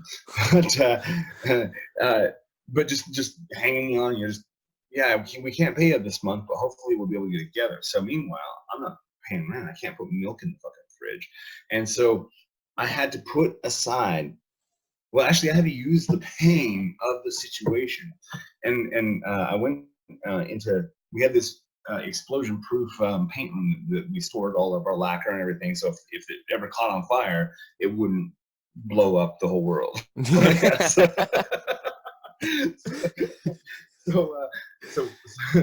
it was a place that because it was explosion proof, it was also soundproof. And so I'd go in there, shut the lights out. There were paint fumes, so that was fun. I didn't do drugs recreationally at that point, because I was always huffing just at work. Like, I was not intentionally, but just I wouldn't wear a respirator. So anyway, so I go sit in the paint room. I shut the lights out, and I bring myself into meditation. And I've got the fear so fucking strong. I've got, what if I can't? That dude. I'm gonna give a little secret. This is like next level shit here. So if you really want to accomplish something, stand there and evoke the person that you will become if you don't. If you don't make it, if you don't fucking step up, who are you gonna be? What are you gonna do? What are you gonna look like? What are you gonna feel like if you don't give a fuck? If you don't actually step up to your destiny, if you don't put everything that you have into yourself, who are you gonna be? And you see that, evoke that as clearly as you can, and see the pathetic fucking creature you will be if you don't step up, and become afraid of that. Make that your pain. See, if you don't step up, who's going to teach the world? Who's going to inspire the world? How pathetic is the world going to be if you don't step up to your destiny? And if you can do it, if you can take it to that meta level and actually take it and evoke it in front of you, so your inner vision, your psychic vision, sees so clearly the pain, dude, then you got purpose. You don't have purpose until you have pain. That's, well, just from the one question, like, that pain from the past, like for losing my dad, like that has now officially solidified the purpose. Like there's nothing else. I'm not going to ever look up at the stars and say, oh, woe is me, woman. It's more like, what am I going to do to be able to accomplish these goals? What am I going to do to make sure that I blast away these obstacles? Because otherwise, what do I want to do? Like be a fat dude? Like when I was 21, I was 235 pounds, and I was on blood pressure medicine, smoking cigarettes. Like, that was a midlife crisis. Let's talk about the cigarette thing, all right? Because this is important. It's the same thing with cancer. It's the same thing with a lot of shit. People tell you it's going to be so hard to quit smoking. It's harder than quitting heroin. Now, I've never done heroin. That has been the one drug I have never done because I know I won't come back from that line. Yeah, so like there are a few that I never came back from, but that would be that would be the end of me. Heroin would be the end of me, so I cannot do it. But they tell you quitting smoking cigarettes is harder than quitting heroin. Now, that's not true. I want to see the data. I bet the data is rigged. The FDA is fucking the piece of shit. I mean, your medicine only has to do as well as a placebo. So that means your faith is as strong as any fucking medicine on the market, in the US at least. So if you can take that and not just think that you're going to be better, because that's not how a placebo or a medicine works. You have to be certain of it. Now, this is, dude, I talked to Uncle Chucky. Uncle Chucky, the psionic supervillain. This dude is he's an older fellow. He is quirky as fuck. He always has a mess. Like, I mean, I've got a messy bed and shit behind me, but this dude like has boxes stacked and shit all over the place behind him. And he started the radionics field. So he and his associates started experimenting with electronics boxes that they put together with basically like miniature Tesla coils in them. They would have basically this whole setup that you could start to dial it in. You would take a sigil of the spirit that you want to work with, place it on top of it like a scanner lid, and then you would dial it. How far away from you is the person physically? Dial it to a 5 or a 6, depending on that. And what is the likelihood of this happening and of this not happening? How hard is this going to be? Crank up the power, and then you walk away. You set it and forget it. You turn the machine on, walk away, and your wishes come true. Like the shit happens just like a microwave. Just like when you push the keys on the microwave, it just cooks your food. These radionics machines that this dude builds, and you can get them all over online. But here's the thing. I asked him, I said, so how much of the power of that machine is the machine? How much of it is you? He says, well, get this.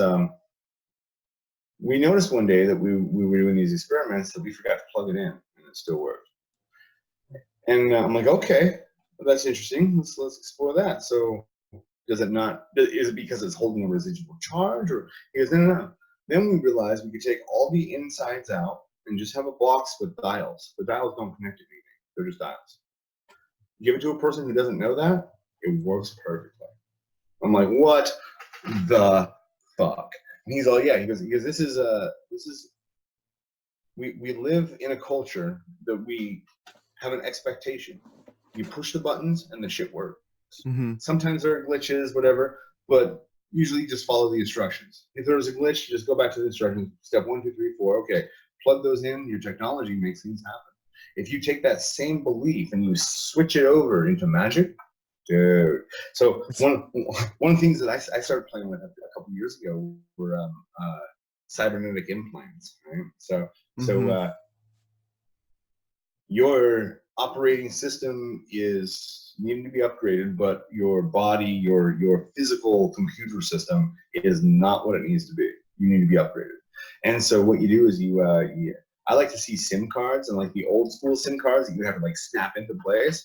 So I'll think about those and like I'll see those and I'll snap them into my body wherever it needs to be. So if I need to be stronger, if I need to be more devoted, more disciplined, I will program a chip that I just imagine it.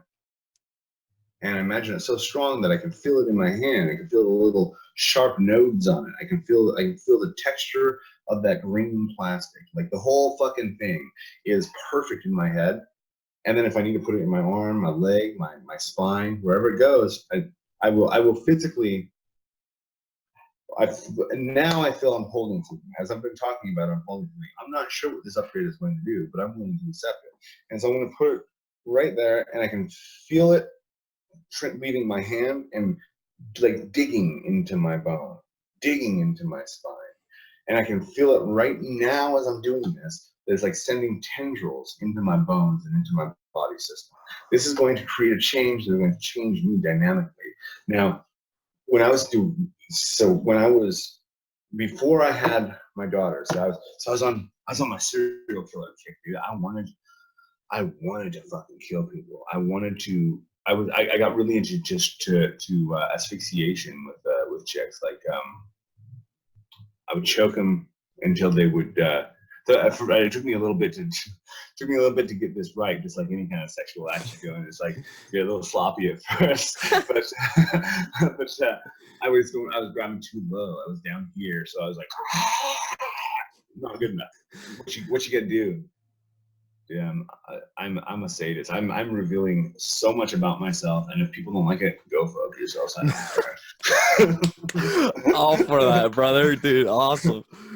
So what you gotta do is you kind of make like a scoop out of your hands, like a C, yeah. And that's also a military. You can take somebody down by doing this pretty easily,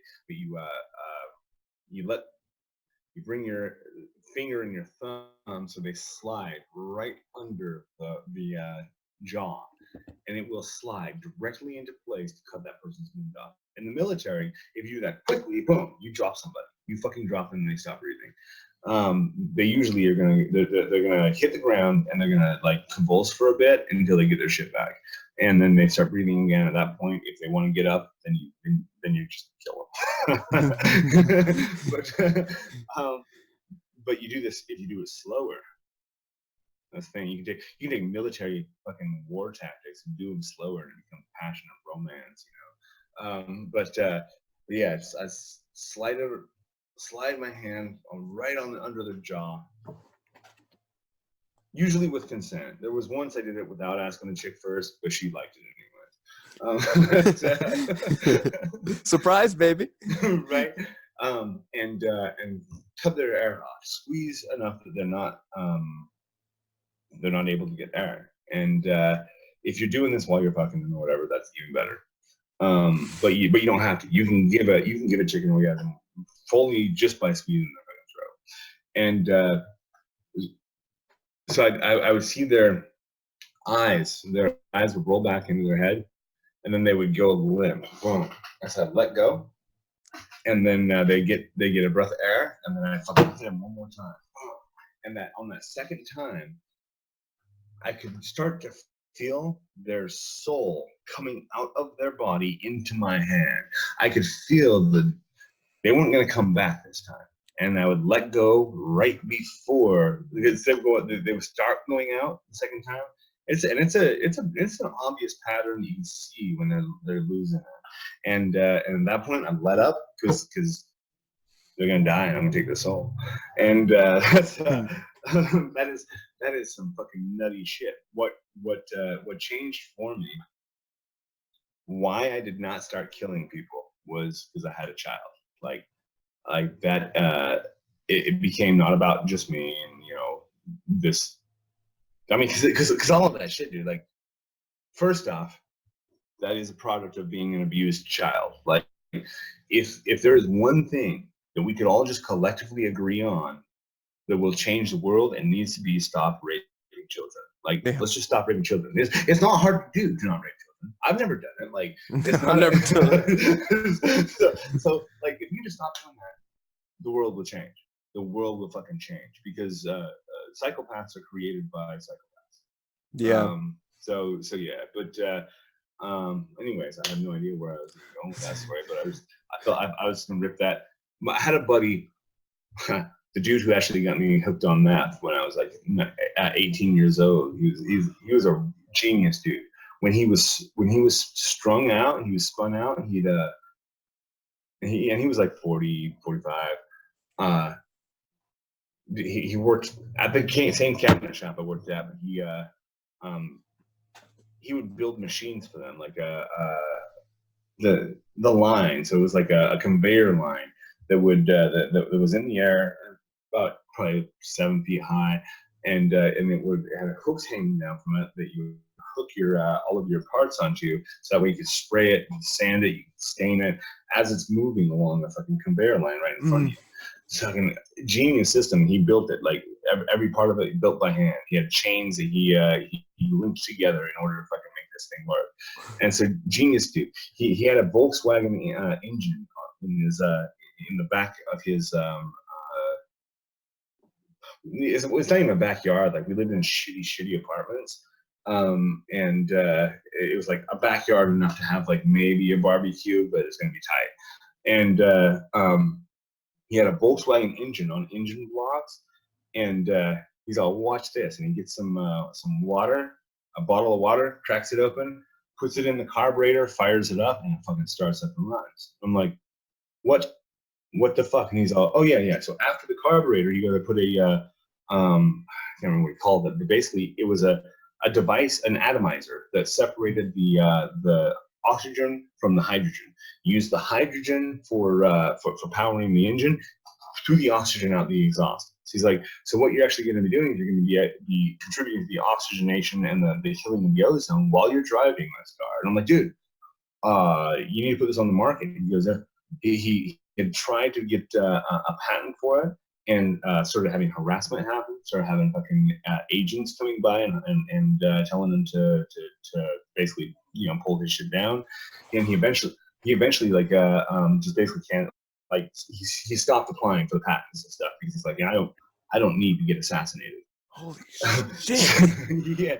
So this dude came by, and he's not a magician at all. He was a Mormon dude, went on a Mormon mission. After his mission, he got into the drug world. Got to be he made the best meth I've ever had. The best meth I've ever had. The shit. I took a hit of it, and I could feel my heart just boom, boom, boom, boom, boom, and I picked up the phone. And just it was one of the old school like phones that has a cord, whatever. So I picked it up and I punched the numbers 9-1, and then I took my next hit because I didn't know if I'd need to fucking push that one and get an ambulance to me because it was either gonna. Holy shit, dude! Dude, I am an intense motherfucker, dude. Like, I don't do anything half-assed. Like, I'm like, if I'm gonna do this, I'm gonna fucking do it. But I think it was. I did 3 hits of this. He made his own personal shit, and he basically came out of retirement to make this one batch just for fun. And he's like, "You got to try this." 3 hits. I was up for 3 days. Couldn't sleep for 3 days. I was writing. I was communing with Lucifer. I was so. This is one thing. I'm gonna be honest with the audience here. Meth is a bad drug, and it fucks up your relationships. It fucks up your attitude. It takes you to a dark place. It also allows you to tap into demonic spirits in a weird way. Like I'm not suggesting anybody use meth to do that, but those who have used it in black magic can attest to the fact that it opens something in you. Now, so this is a whole fucking can of worms I'm opening up here, but we go back to the shamanic concept of it. So there's a drink called hauma. In India, it was known as soma. So this is the elixir of the gods. You drink this and you have the vision of the gods. The vision of the gods is not just to see as the god sees, but as gods see, they are creating. And so they're creating that which they see as they see it. And so it's prepared with some pomegranate branches of shed, pomegranate branches, some pot. So you take some marijuana and do a slow simmer with some goat's milk. Goat's milk has a lot of fat in it, so the fat bonds to the THC, extracts it. Then you take a separate pot, you put your pomegranate branches in there, and then you take a ephedra root or ephedra branches. And now ephedra, if you reduce it to its alkaline form, is ephedrine, which is the main ingredient, the active ingredient in methamphetamine. So methamphetamine is actually a derivative of this ancient healing root. It's like if you take it and you take all of the spirit out, it's too much spirit. That's the only problem. It's too much of the spirit. It's an overdose of the spirit. So, but anyways, I made this shit. Me and my buddy, we start talking about it. He's like, "Oh, dude, I found the recipe for hauma," and I'm like, "What?" He's like, "Yeah." He's they just barely had this discovery of this bowl, this hauma bowl that they would use that had the recipe written on the inside of the bowl. Like, that's genius. This is the bowl you use for this. Here's the recipe of the shit you put inside of it. Genius. So they found this, and it's got the perfect recipe for hauma. So we live here in the desert. We've got these plants are growing here. Like ephedra grows all over the place. I recognize it.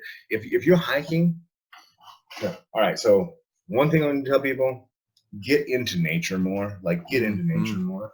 And like, working out at a gym is fine. But going for a hike in the woods is a different thing. Oh, absolutely. That's a spiritual cleanse right there. Oh really? Yeah, grounding and everything. So, so we go. If you're hiking in the desert, and you'll see these bushes that are like reeds, like these really thin reeds that are just like it's like a sage bush, but with reeds coming all over up. But that's ephedra. You take those if you have asthma. You can take a little bundle of the reeds, chew on it, and it's gonna kill your asthma attack. It's gonna because it opens up your airways. I mean, so now once again, this is the product that's distilled into meth in its purest form. So, so we go out, we find the hauma, the ephedra plants that are just growing there on the side of the road or whatever. Clip as much as we need, a whole bunch of it. Take boil that in a simmer. You don't want to boil. I'll tell you what. Everybody, little cooking tip: fucking don't boil shit. Like, boiling ruins your food. So, but if you simmer it, you get a nice light simmer. It'll extract it without destroying the value of the vitamins and minerals. Anyways, so we boil that along with the pomegranate root or branches. Then you take that along with the goat's milk that's got pot in it, mix them together, and then what it does is it jacks you up really high and takes you down really mellow at the same time. And so we do that, we drink it, and I'm no stranger to drug use, and so I'm like, we probably got a good 20, 30, maybe 45 minutes when you ingest the substance, the digestive system. Now, it was about 15 minutes later, I'm like, I got to go sit down. Like, I'm going away. And so me and my buddy go sit down on the couch and close my eyes, and I just like start drifting into a pleasant feeling. And then it's not like I saw it in my mind, but I was transported to a time in the past, very far in the past, where I was on a desert, and there's sand as far as I can see. It's what I imagine like prehistoric Egypt could look like, or the Sahara or whatever. So I'm standing there and I can feel the grains of the sand under my feet, and they are big grains of sand. So this was so ancient of a time that the sand itself has refined itself through just gritting against itself. But this was and this what I was seeing and experiencing. It didn't seem like a natural thing. Like, this world is not a natural thing. Like, this world is a piece of technology. It's So it's alive. It's a consciousness. I completely believe that. Oh yeah. So I can feel that the huge grains of sand under my feet. I look up and I see this huge, like, fucking 15-foot tall god with an ibis head, with a fucking, like, almost like a stork looking head. And so I come out of it just enough to come back to the couch and I go, Doug, who's the Egyptian god with the ibis head? He's like, oh, thank you. So I go back into it, and I'm fucking back with Thoth standing in front of me, and I start giving the saw sound, which this is the Egyptians were onto some nutty shit.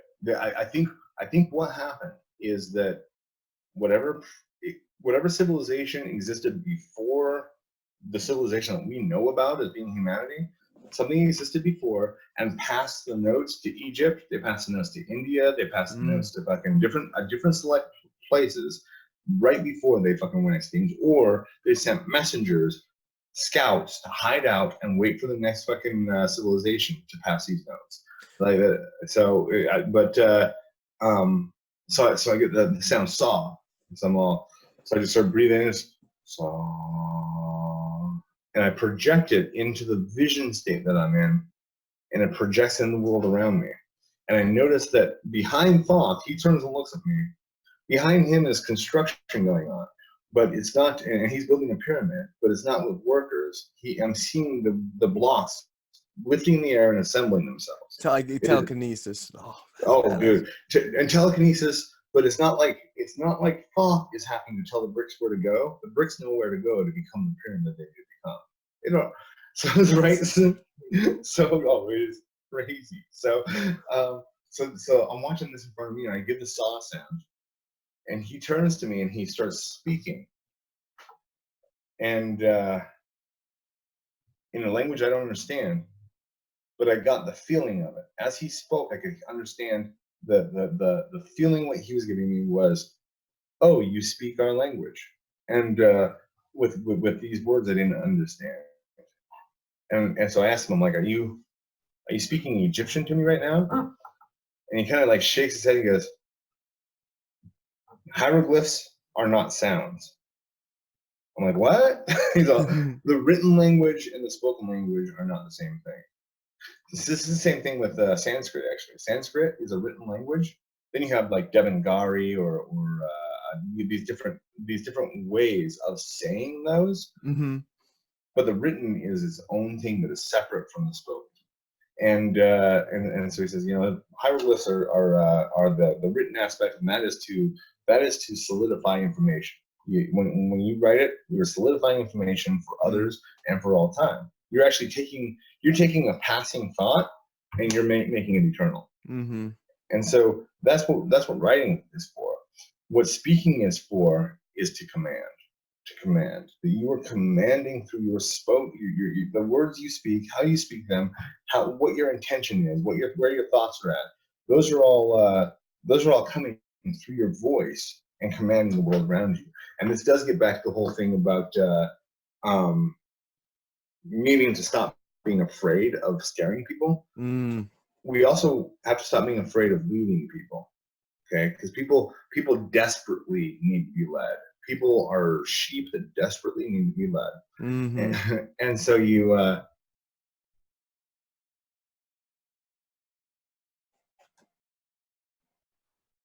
and it's good. cool. It just glitches, dude. It's just glitching. And um, after your thought, if I can just go pee real quick and let out the yeah, dog, that would be yeah, fantastic. absolutely, yeah. But yeah. Start commanding people. Like go into a bank if you need a loan, go and ask for it, command it, and don't be a dick. You don't want to be an Yeah, asshole, yeah, but so commands. I like to build commands. So the hypnotic method works really well with this. If you can get somebody to say yes to a couple small things, then you can get them to say yes to big things too. And so go ahead and hand me that pen. You're not saying, will you please hand me that pen? You're saying, go ahead and hand me that pen. You're giving them a command. You put the emphasis on hand me that pen. That is the command. So the go ahead is that's a, go ahead and hand me that pen. Hand me that pen. Sign there, please. And you start giving these subtle commands. People are afraid of that because they don't want to intimidate others. They don't want to dominate you. Yeah, you do want to dominate. If you don't want to dominate, you're not playing the game right. and that's see, I have the my essence. I like to be no issues nor like that conflict, and I like to be like peaceful. Everything's always good, so like everyone's happy. But then as time's grown, I've also been like, when do I have to take that initiation and use that sword to be like, look, this has to go on. We have to get stuff done and like take control like a leader, because there's Like a everyone, leader.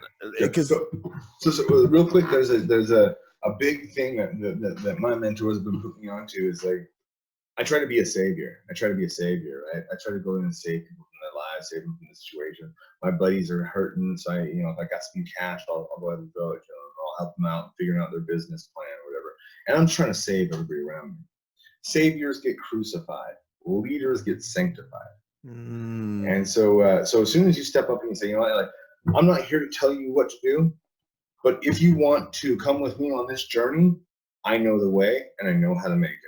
And if you can put that out there, you're gonna have people file in line to get behind you. But here's the thing is, it's gotta be real. If you don't believe that, neither are they.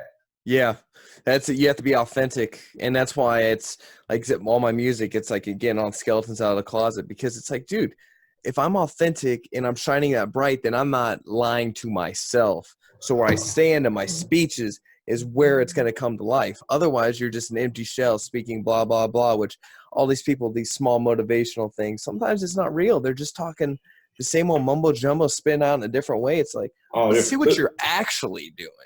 Well, so this is one of the big things with a lot of the mumbo jumbo that is out there. So I just did this video called "Your Chakras Are Bullshit," and people get all into that where they're like, "Dude, I need to awaken my third eye so I can start to see spirits." Okay, why do you want to start seeing spirits?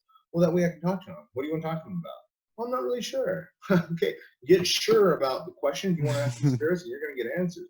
If you're thinking about your third eye, you're avoiding the problem. The problem's not your third eye. Your third eye doesn't exist.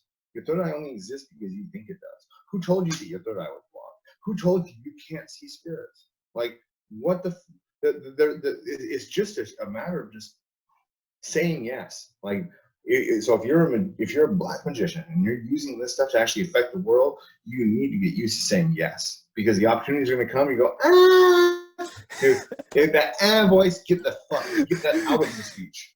Okay, that voice, no, fuck that. No, you're right. Just like, I am great and I will do great things, and I am doing great things. Just to speak in that kind of way, man. The brotherhood that I'm assembling around me is so incredible in that we'll all speak to each other in outrageously optimistic words. And it's like the kind of talk that makes people uncomfortable. Dude, if you go, I like to play this game to see who's willing to step up. I'll go to a bar, go to a restaurant, and I'll be outrageously complimenting. Oh my God, this is the best food I have ever had. Thank you so much. This has made my whole day. And compliment, like you said earlier, gratitude. Become severely, sincerely grateful for the things that other people are doing for you. They're serving you. People get into this whole server mentality where they're like, oh, you need to get me this. It's like, no, these people are serving you, and accept their service and appreciate it. And if you do, and you do it verbally, a lot of people won't accept it. They back down from it. Oh no, no, no. But you know what? The truly great people, I had an awesome burger yesterday for dinner. I went to this place down the road. I'm in town in this hotel, so I'm like, I'm gonna go get a fucking burger and a couple drinks. And I had them do jalapenos and mushrooms and onions and just load it up. And it came out and it looked so beautiful. I said, this looks like the most beautiful burger ever. And she, the person who had cooked it to bring me after me, she says, it is. It's one of my best. I'm like, that is so cool to step into your own greatness.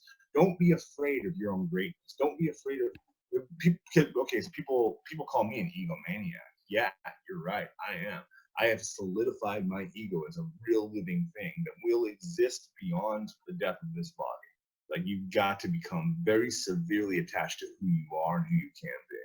Yeah, no, that's without a doubt. Like when I'm now am L the Alchemist. Not first album was.